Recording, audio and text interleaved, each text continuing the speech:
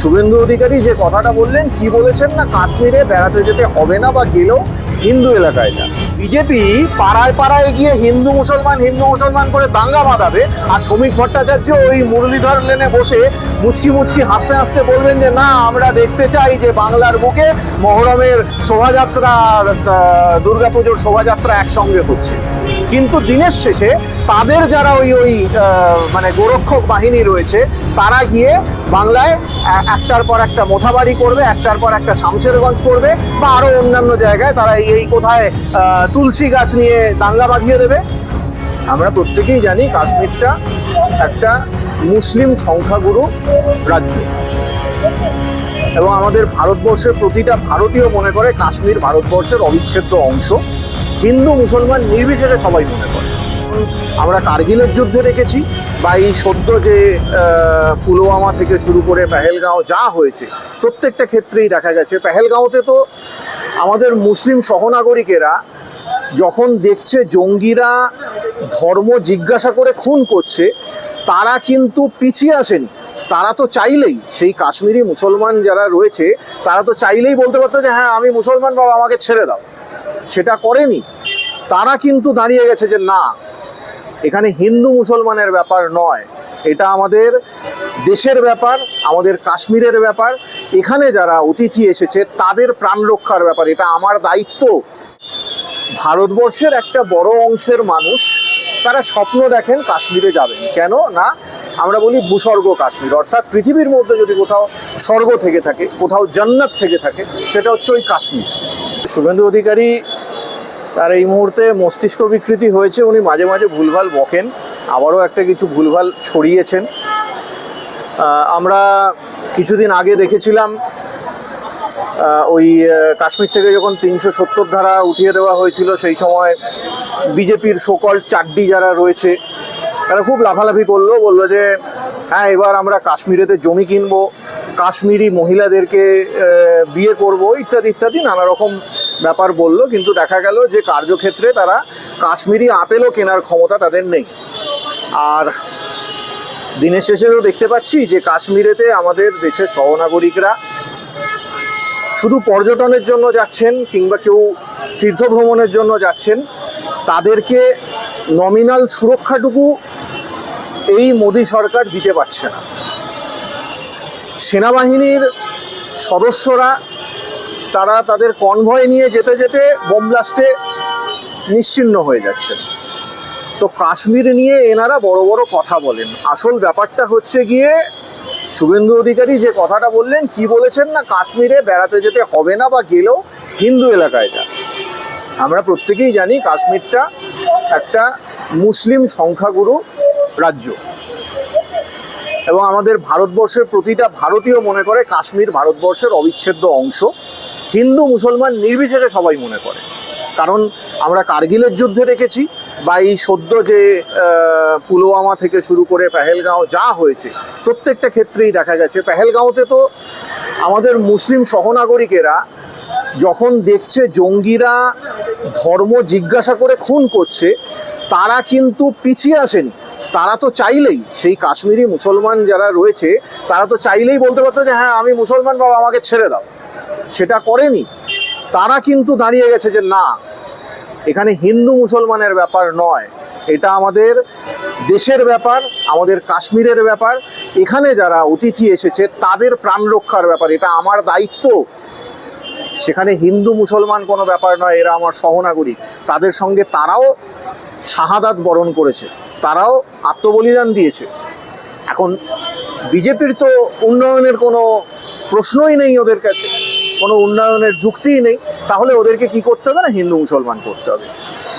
এখন ভারতবর্ষের একটা বড় অংশের মানুষ তারা স্বপ্ন দেখেন কাশ্মীরে যাবেন। কেন না, আমরা বলি ভূস্বর্গ কাশ্মীর, অর্থাৎ পৃথিবীর মধ্যে যদি কোথাও স্বর্গ থেকে থাকে, কোথাও জান্নাত থেকে থাকে, সেটা হচ্ছে ওই কাশ্মীর।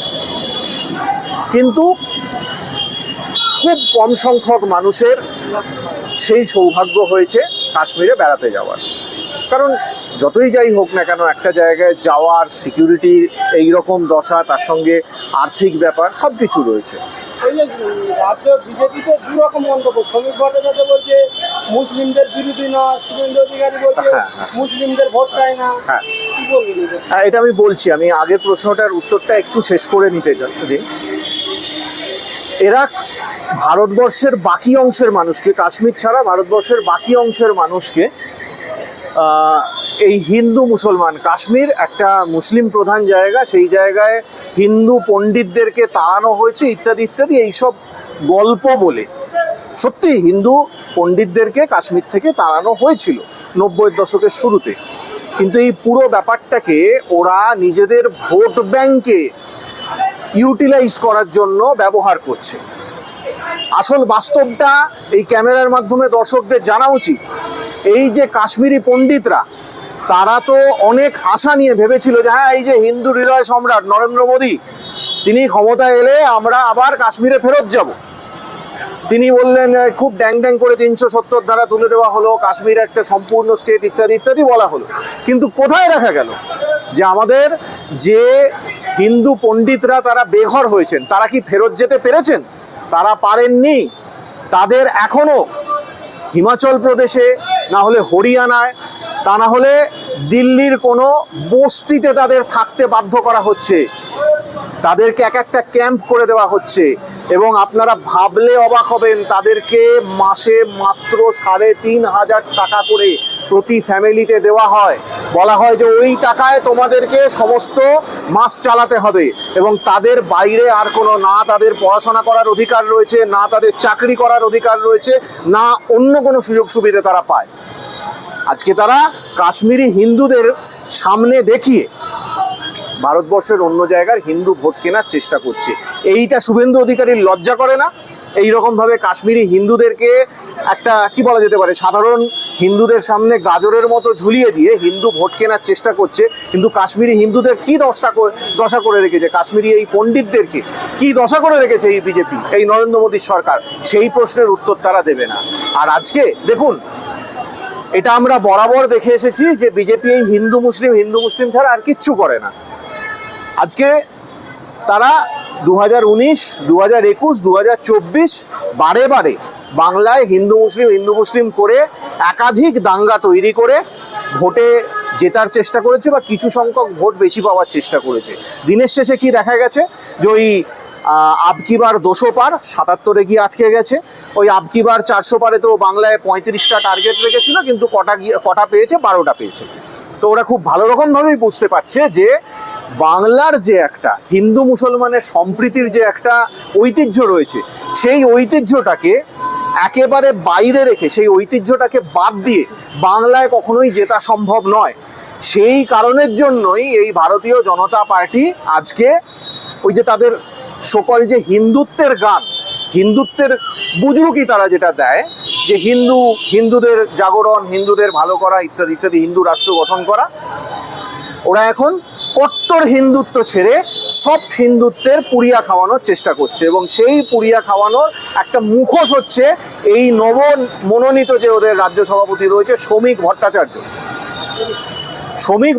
আর কিচ্ছু নয়, বিজেপি পাড়ায় পাড়ায় গিয়ে হিন্দু মুসলমান করে দাঙ্গা বাঁধাবে, আর শ্রমিক ভট্টাচার্য ওই মুরলীধর লেনে বসে মুচকি হাসতে হাসতে বলবেন যে না, আমরা দেখতে চাই যে বাংলার বুকে মহরমের শোভাযাত্রা আর দুর্গাপুজোর শোভাযাত্রা একসঙ্গে হচ্ছে। কিন্তু দিনের শেষে তাদের যারা ওই মানে গোরক্ষক বাহিনী রয়েছে, তারা গিয়ে বাংলায় একটার পর একটা মোথাবাড়ি করবে, একটার পর একটা শামশেরগঞ্জ করবে, বা আরো অন্যান্য জায়গায় তারা এই কোথায় তুলসী গাছ নিয়ে দাঙ্গা বাঁধিয়ে দেবে। আসল ব্যাপারটাই হচ্ছে গিয়ে বিজেপি বাঙালি বিরোধী একটা দল, যে দল আসামেতে বাঙালি খেদাও করছে, যে দল উড়িষ্যাতে বাঙালিদের ওপর অত্যাচার করছে, যে দল গুজরাট থেকে শুরু করে, মহারাষ্ট্র থেকে শুরু করে উত্তর ভারতের বিভিন্ন জায়গায় বাঙালি পরিযায়ী শ্রমিকদের ওপর বৈষম্যমূলক আচরণ করছে। আজকে তারা বাংলাটাকে যেন তেন প্রকারে দখল করতে চাইছে, এবং বাংলাটাকে দখল করার জন্য তারা এই ধরনের বুজরুকি ছড়াচ্ছে, এবং সেই বুজরুকি ছড়ানোর একটা মুখোশ হচ্ছে এই শ্রমিক ভট্টাচার্য।